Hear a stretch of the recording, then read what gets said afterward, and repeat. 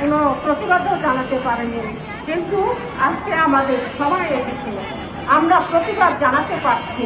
তাই আমি এই তত্ত্বাবধায়ক সরকারকে অভিনন্দন জানাচ্ছি আমাদের এই সুযোগ করে দেওয়ার জন্য। উপস্থিত ভাই ও বোনেরা, আপনারা জানেন আমরা নাটোর মহিলা দল অনেক শক্তিশালী।